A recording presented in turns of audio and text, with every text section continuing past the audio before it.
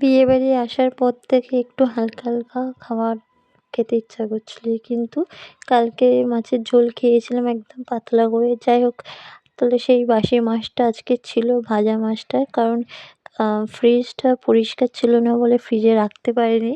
তার জন্য আমি মাছটাকে ভেজেই রেখে দিয়েছিলাম। তাহলে সেই মাছটা তো আর ঝোল করা যাবে না। কারণ ভাজা কাঁচা হলে নয় ভেজে ঝোল করলাম ঠিক আছে। কিন্তু যেহেতু কালকের বাসি ভাজা মাছ, তাহলে একটুকু মাছের বাটনাই করে নিই। বাটনা শুকনো, শুকনো বাটনা করলে ভালোও লাগবে খেতে। যাই হোক, মাছের ঝাল করবো আর হচ্ছে কি ডাল করবো আর আলু চোখা, ব্যাস এটুকুই। তো চলো রান্নাটা করে নিই। আজকে দিয়ে দিয়েছিলাম পেঁয়াজ, লঙ্কা, একটু আদা, রসুন, একটু টমেটো দিয়ে কিছুক্ষণ একটু নেড়ে চেড়ে এ এইরকমভাবে আমার বর খেতে খুব ভালোবাসে। এরকম শুকনো, শুকনো মাছের ঝাল আর ডাল, আলু চোখা খুবই ভালোবাসে।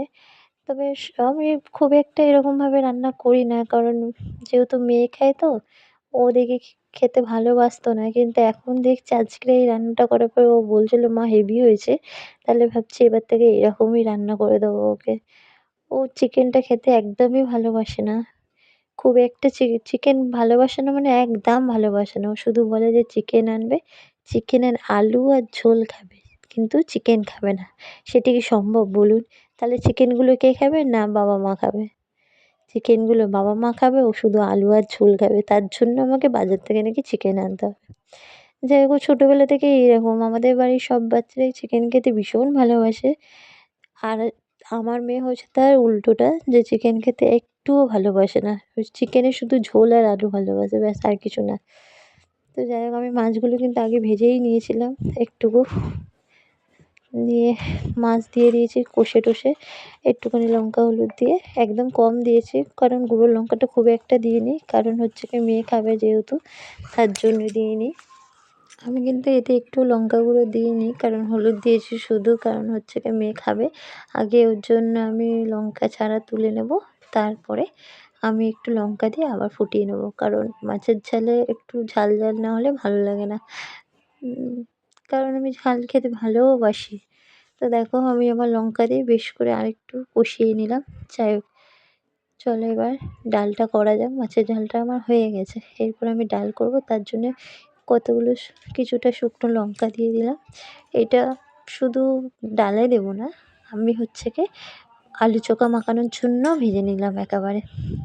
ভালো লাগে শুকনো লঙ্কা দিয়ে আলু চোখা মাখানো। জানি শরীরের জন্য খুব একটা ভালোই না, খাওয়া উচিতই না। কাঁচা লঙ্কা খাওয়াটাই ভালো। আমি বেশিরভাগটাই কাঁচা লঙ্কা খাই, তবে আজকে ইচ্ছা করলো। দিয়ে দিলাম ৫ ফোড়ন। আর রসুন দিয়ে ডাল তো বলারই কথা নয়, কারণ আমার ডাল সবথেকে প্রিয় খাবার। আর তার মধ্যে যদি শুকনো লঙ্কা রসুন ফোড়ন থাকে, ব্যাস আর কোনো কথাই নেই। তবে আমি ডাল খুব একটা পাতলা ঝোলের মতন একদম ডালটা খেতে পছন্দ করি না। আমি ডাল খেতে পছন্দ করি একটু ঘন, একটু মোটা ডাল খেতেই পছন্দ করি।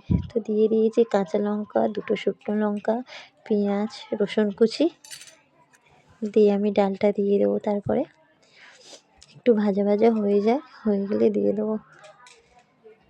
তো মেদিনীপুরের ওদিকে কিন্তু ভালোই ঠান্ডা পড়েছে। কলকাতায় এদিকে খুব একটা ঠান্ডা নেই, কিন্তু দেশের দিকে ভালোই ঠান্ডা পড়েছে। একটু টমেটোও দিয়ে দিয়েছি। শীতকালে টমেটো, ধনেপাতা এগুলো দিয়ে ডাল খেতে হেভিই লাগে।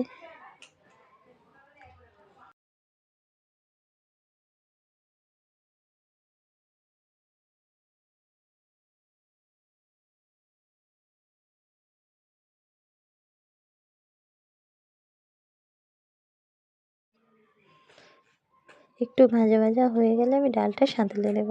দিয়ে দিয়েছি ডাল। ডালটা ফুটে গেলে নামিয়ে নেব। বেশি ফোটানোর দরকার নেই, কারণ ডাল ভালোভাবেই সিদ্ধ হয়ে গেছিলো আগে থেকেই। একটু ফুটলেই আর নামিয়ে নেব। তো চলো, আমাদের দুপুরে রান্না আজকে কমপ্লিট হয়ে গেছে। টাটা বন্ধুরা।